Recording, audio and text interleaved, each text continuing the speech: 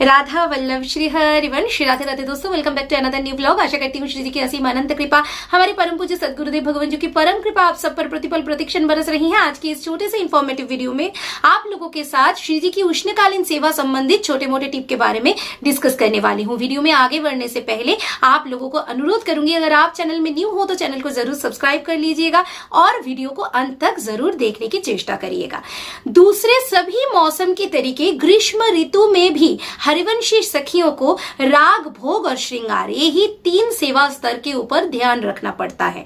अभी श्री जी के सेवा में उष्णकाल यानी ग्रीष्म ऋतु में क्या क्या मुख्य बदलाव लाती हैं सखियां, आइए जान लेते हैं।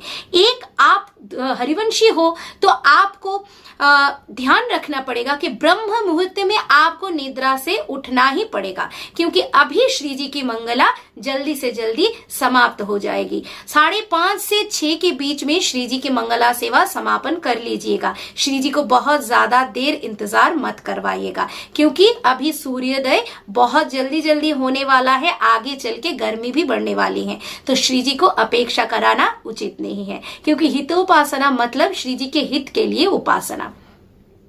श्री जी की स्नान सेवा में बहुत ज्यादा ध्यान रखना पड़ेगा। बहुत सुंदर से अगर श्री जी को स्नान सेवा निवेदन करना चाहते हो, ग्रीष्म ऋतु में श्री जी को आराम मिले, इसीलिए अगर श्री जी को स्नान सेवा निवेदन करना चाहते हो तो शामा शाम के स्नान के जल में यमुना जल के साथ साथ ताजी गुलाब की पंखुड़ियां, सुगंधी अन्यान्य फूल की पंखुड़ियां भी आप मिला सकते हो। आप गुलाब जल का भी प्रयोग कर सकते हो। श्री जी के श्री अंग में आप उपटन का भी प्रयोग कर सकते हो। आप घर पर भी उपटन बना सकते हो। एक दूसरे व्लॉग में या फिर शॉर्ट वीडियो में आप लोगों को उपटन प्रिपेयर करना सिखाने की चेष्टा करूंगी। अभी श्री जी को कौन सी इत्र से हम सेवा कर सकते हैं, क्योंकि गर्मी का मौसम है, श्री जी का इत्र सेवा बहुत खास है सभी मौसम में। तो गर्मी के मौसम में जब गर्मी कम हो तब आप, मतलब जैसे कि अभी चैत्र माह से हम वैशाख माह की तरफ बढ़ रहे हैं, गर्मी की तरफ बढ़ रहे हैं, तो अभी आप गुलाब के इत्र का प्रयोग कर सकते हो। धीरे धीरे जब गर्मी महसूस होने लगे तो चंदन की इत्र आप इस्तेमाल कर सकते हो। इसके साथ साथ मोगरा आदि सुगंधी फूल का इत्र जिसका तासीर ठंडा हो, उसी सब इत्र का इस्तेमाल आप कर सकते हो। और जब बहुत अधिक गर्मी बढ़ जाएगी तब आप लोग खस इत्र का इस्तेमाल कर सकते हो। खस का सेवा बहुत ही प्रधानता रखता है दोस्तों। खस एक हर्ब जैसा होता है, वर्टिवर रूट कहा जाता है, एक प्लांट का रूट होता है खस। इसी खस से निर्मित झारी जी और बंटा जी का भी प्रयोग सेवा में उष्णकाल में किया जाता है। श्री जी के लिए सूखी मेवा का भोग खस से निर्मित बंटा जी में रखा जाता है और मिट्टी के लोटे के ऊपर वर्टिवर रूट का यानी खस का लेयर लगा हुआ झारी जी का प्रयोग किया जाता है, ताकि श्री जी को निवेदन किया हुआ जल हमेशा ठंडा रहे। आप अपने बजट और अपने मंदिर के प्लेस, कितना स्पेस आपको मंदिर के जगह पर मिलेगा, उसके अकॉर्डिंग खस बंगला या तो फिर खस पर्दा, इस सब का भी इस्तेमाल कर सकते हो। मार्केट में खस कुटिया भी अवेलेबल है। अगर शिशु स्वरूप में या तो फिर आपके श्यामा शाम के स्वरूप अगर उस हिसाब से एडजस्ट हो जाए खस बंगले में या फिर खस कुटिया में, तो आप उनको सेवा में प्रयोग करें। बहुत ही आराम प्राप्त होता है। खस बंगले के ऊपर सुंदर सुगंधी गुलाब जल स्प्रे करके एसी से भी ज्यादा आप ठंडक की निवेदन श्री जी के चरण में कर सकते हो।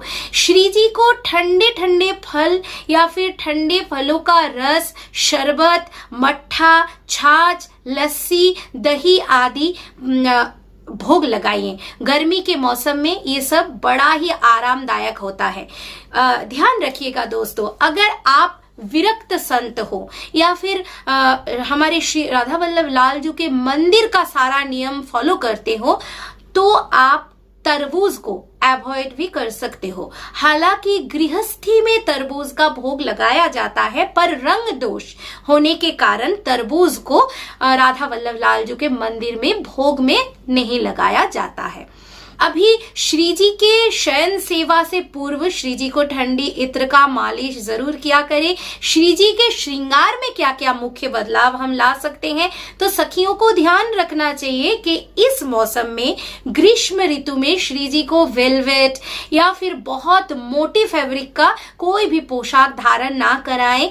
हल्के पतले सूती का वस्त्र, मलमल के वस्त्र या फिर डोरिया वस्त्र जिसको कोटा फैब्रिक भी कहा जाता है, उसी का इस्तेमाल करना चाहिए। क्योंकि श्री जी के सुख के हेतु हम सेवा करने की चेष्टा करते हैं, तो श्री जी को इस तरीके से सेवा करना चाहिए। और ताजे फूलों के बंगले में श्री जी विराजमान होती हैं। गुलाब के फूल, मोगरा, चंपा, चमेली वगैरह जो भी फूल आपको मिले, जो भी आपके सामर्थ्य के अनुसार हो, तो ताजे फूलों से माला प्रस्तुत करके अथवा श्री जी का श्रीअंग सुंदर से श्रृंगार करके श्री जी को सेवा निवेदन करें। चंदन की सेवा बहुत खास होती है। चंदन यात्रा, अक्षय तृतीया, इस सब के बारे में तो आगे चलकर डिस्कस करूंगी ही, पर फिलहाल आप लोग ताजी घिसी हुई चंदन के साथ बहुत थोड़ा सा केसर का प्रयोग करके श्री जी की पत्रावली अंकन करें। जैसे राधा वल्लभ लाल जी के मंदिर में हमेशा साल भर राधा वल्लभ लाल जी को भी पत्रावली अंकन कराया जाता है। चंदन पीले रंग के होते हैं, आप लोगों ने देखा ही है। तो चंदन के साथ थोड़ा सा स्वल्प मात्रा में केसर का इस्तेमाल किया जाता है, ताकि अधिक मात्रा में श्री जी को ठंडी ना लग जाए। और गर्मी जब अधिक बढ़ने लगे, जैसे चंदन यात्रा से, अक्षय तृतीया से आप लोग चंदन के पेस्ट जब बनाओगे, उसके साथ थोड़ा सा कपूर मिला लीजिएगा, तो श्री जी को बहुत ही आराम की प्राप्ति होगी। तो आज का छोटा मोटा ये इंफॉर्मेशन बस यहीं तक। फिलहाल पंखी की सेवा शुरू कर दीजिए। आप कपड़े की पंखी भी इस्तेमाल कर सकते हो, चावर का इस्तेमाल, मोर पंखी का इस्तेमाल, मतलब मोर छल का इस्तेमाल तो होता ही रहता है। ग्रीष्म ऋतु में अधिक परिमाण इससे पंखा करिए श्री जी को। और श्री जी के लिए खस मतलब वर्टिवर रूट से निर्मित पंखा का भी आप लोग इस्तेमाल कर सकते हो। आप लोगों को इस विषय से रिलेटेड, ग्रीष्म ऋतु के सेवा से रिलेटेड अगर कोई सवाल सताए तो कमेंट सेक्शन में पूछ सकते हो।